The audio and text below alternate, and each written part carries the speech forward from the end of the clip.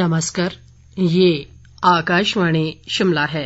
अब आप राजकुमारी चंदेल से प्रादेशिक समाचार सुनिए। आज के मुख्य समाचार। प्रदेश में भारी बर्फबारी और वर्षा से सामान्य जनजीवन अस्त व्यस्त, पूरा प्रदेश कड़ाके की शीतलहर की चपेट में।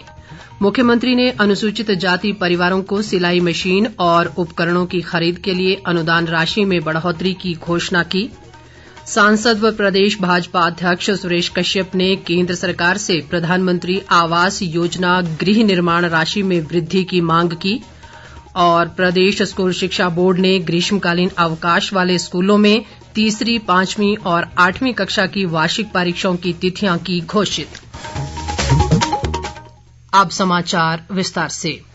प्रदेश में बीते 2 दिनों से हो रही भारी बर्फबारी और वर्षा से सामान्य जनजीवन अस्त व्यस्त हो गया है तथा पूरा प्रदेश कड़ाके की शीतलहर की चपेट में है।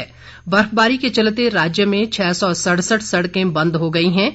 इनमें 3 राष्ट्रीय राजमार्ग और 1 स्टेट हाईवे भी शामिल है। बर्फबारी के कारण 1686 बिजली के ट्रांसफार्मर और लगभग 100 पेयजल योजनाएं भी बाधित हो गई हैं। बर्फबारी के कारण शिमला, किन्नौर, लाहौल स्पीति, चंबा, कुल्लू, मंडी, सोलन और सिरमौर जिले सबसे अधिक प्रभावित हैं। राजधानी शिमला सहित जिले के ऊपरी हिस्सों का आज लगातार दूसरे दिन भी सड़क संपर्क टूटा रहा। इसके चलते जिले के विभिन्न हिस्सों में आवश्यक वस्तुओं की कमी हो गई है। राजधानी शिमला में हो रही भारी बर्फबारी के चलते यातायात पूरी तरह बंद है और पेड़ गिरने से कई इलाकों में बिजली आपूर्ति भी बाधित हुई है। जिला पुलिस ने भारी बर्फबारी को देखते हुए लोगों से बहुत जरूरी होने पर ही यात्रा करने की सलाह दी है ताकि किसी भी अप्रिय घटना से बचा जा सके। शिमला बिलासपुर सड़क मार्ग पर 16 मील से शिमला की ओर यातायात बंद है, जबकि शिमला कालका सड़क पर शोघी तक ही वाहनों की आवाजाही हो पा रही है।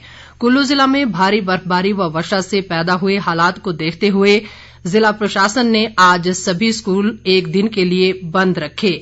बर्फबारी वाले क्षेत्रों में पुलिस व जिला प्रशासन ने लोगों को घर से बाहर निकलते समय एहतियात बरतने की अपील की है। बर्फबारी के कारण मनाली केलांग सड़क मार्ग बंद है। लाहौल स्पीति जिले में हिमखंड गिरने की आशंका को देखते हुए जिला प्रशासन ने लोगों को एहतियात बरतने की सलाह दी है। उधर चंबा जिला में भी भारी हिमपात हुआ है, जिससे कई मार्ग बंद हैं और कई जगहों पर बिजली भी गुल है।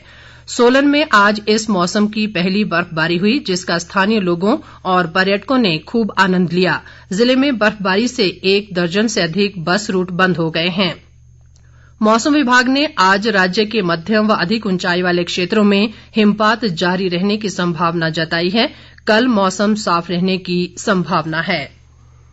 मुख्यमंत्री जयराम ठाकुर ने अनुसूचित जाति परिवारों को सिलाई मशीन और उपकरणों की खरीद के लिए अनुदान राशि में बढ़ोतरी की घोषणा की है। मुख्यमंत्री ने ये घोषणा आज धर्मशाला में आयोजित राज्य अनुसूचित जाति कल्याण बोर्ड की बैठक की अध्यक्षता करते हुए की। उन्होंने कहा कि अब उपकरणों की खरीद पर अनुदान राशि को 1300 रुपए से बढ़ाकर 5000 रुपए और सिलाई मशीन की खरीद पर अनुदान राशि 1800 रुपए से बढ़ाकर 5000 रुपए कर दी गई है। मुख्यमंत्री ने संविधान निर्माता के सम्मान में प्रत्येक जिले में एक पुस्तकालय का नाम डॉक्टर भीमराव अंबेडकर पुस्तकालय करने की भी घोषणा की। जयराम ठाकुर ने कहा कि अनुसूचित जाति वर्ग का उत्थान और उनका सामाजिक आर्थिक विकास प्रदेश सरकार का मुख्य ध्येय है। मुख्यमंत्री ने कहा कि अनुसूचित जाति परिवारों से बीपीएल के चयन में पूरी पारदर्शिता सुनिश्चित की जानी चाहिए। उन्होंने अनुसूचित जाति समुदायों के प्रति अत्याचार के मामलों में पुलिस को त्वरित कार्रवाई के निर्देश भी दिए। सामाजिक न्याय व अधिकारिता मंत्री सरवीण चौधरी ने कहा कि चालू वित्त वर्ष में सरकार विभिन्न श्रेणियों को सामाजिक सुरक्षा पेंशन पर 929 करोड़ रुपए खर्च कर रही है। जल शक्ति मंत्री महेंद्र सिंह ठाकुर ने कहा है कि मंडी का अंतर्राष्ट्रीय शिवरात्रि मेला देव परंपरा के अनुसार पूरे उत्साह और उमंग के साथ मनाया जाएगा। महेंद्र सिंह आज मंडी में शिवरात्रि मेले के आयोजन को लेकर समीक्षा बैठक की अध्यक्षता कर रहे थे।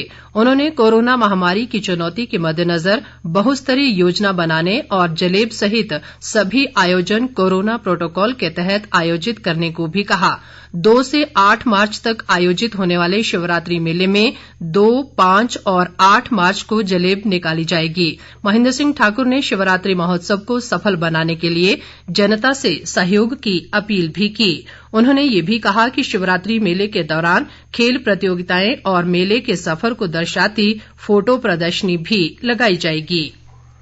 प्रदेश सरकार के एक प्रवक्ता ने आज शिमला में बताया कि कल 5 फरवरी को बसंत पंचमी के अवसर पर अधिसूचित स्थानीय अवकाश केवल दिल्ली स्थित हिमाचल प्रदेश सरकार के विभागों, बोर्डों और निगमों के विभिन्न कार्यालयों में कार्यरत स्टाफ के लिए ही मान्य होगा। प्रदेश भाजपा अध्यक्ष व सांसद सुरेश कश्यप ने केंद्र सरकार से प्रधानमंत्री आवास योजना के तहत दी जाने वाली गृह निर्माण राशि की बढ़ोतरी की मांग की है।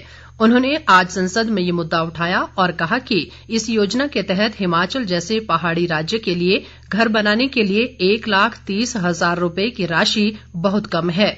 उन्होंने कहा कि हिमाचल में भवन निर्माण सामग्री पड़ोसी राज्यों से लाई जाती है जो काफी महंगी पड़ती है। उन्होंने हिमाचल की भौगोलिक परिस्थितियों को देखते हुए इस राशि को बढ़ाकर 2,60,000 रुपए करने की मांग की ताकि प्रदेश के गरीब व जरूरतमंदों को इस योजना का वास्तव में लाभ मिल सके। प्रदेश स्कूल शिक्षा बोर्ड ने ग्रीष्मकालीन अवकाश वाले स्कूलों में 3री, 5वीं और 8वीं कक्षा के नियमित विद्यार्थियों की वार्षिक परीक्षाओं की तिथियों की घोषणा कर दी है। 3री कक्षा की हिंदी की परीक्षा 10 मार्च को, गणित की 14 मार्च को, पर्यावरण शिक्षा की 16 मार्च को और अंग्रेजी की परीक्षा 19 मार्च को होगी।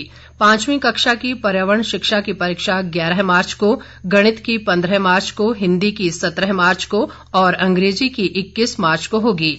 इसी तरह 8वीं कक्षा की विज्ञान की परीक्षा 9 मार्च को, कला, गृह विज्ञान, स्वर संगीत, वाद्य संगीत, पंजाबी और उर्दू की परीक्षा 11 मार्च को, गणित की 14 मार्च को, हिंदी की 16 मार्च को, अंग्रेजी की 19 मार्च को, सामाजिक विज्ञान की 21 मार्च को, हिमाचल की लोक संस्कृति और योग की परीक्षा 23 मार्च को तथा संस्कृत की परीक्षा 25 मार्च को होगी। ये सभी परीक्षाएं प्रातःकालीन सत्र में 9:45 से 1 बजे तक ली जाएंगी।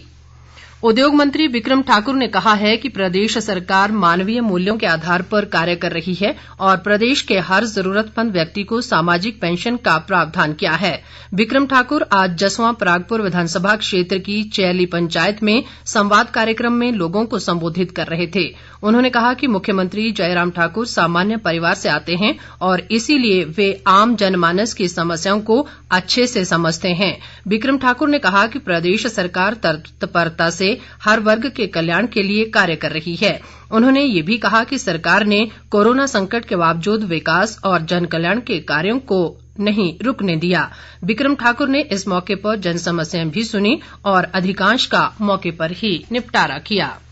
शिक्षा मंत्री गोविंद ठाकुर ने कहा है कि मनाली विधानसभा क्षेत्र के लिए हिमऊर्जा विभाग द्वारा 50 लाख रुपए के 2 GCT पावर प्लांट स्वीकृत किए गए हैं। इनमें से 75 किलोवाट क्षमता का एक सोलर पावर प्लांट राजकीय महाविद्यालय हरिपुर और दूसरा 35 किलोवाट क्षमता का सोलर पावर प्लांट राजकीय औद्योगिक प्रशिक्षण संस्थान मनाली में स्थापित किया जाएगा। उन्होंने कहा कि इन संयंत्रों के स्थापित होने से जहां बिजली का बिल शून्य हो जाएगा वहीं बिजली की बचत भी होगी। गोविंद ठाकुर ने कहा कि आने वाले समय में हिमऊर्जा विभाग मनाली विधानसभा क्षेत्र में इस तरह के और सौर ऊर्जा संयंत्र स्थापित करेगा।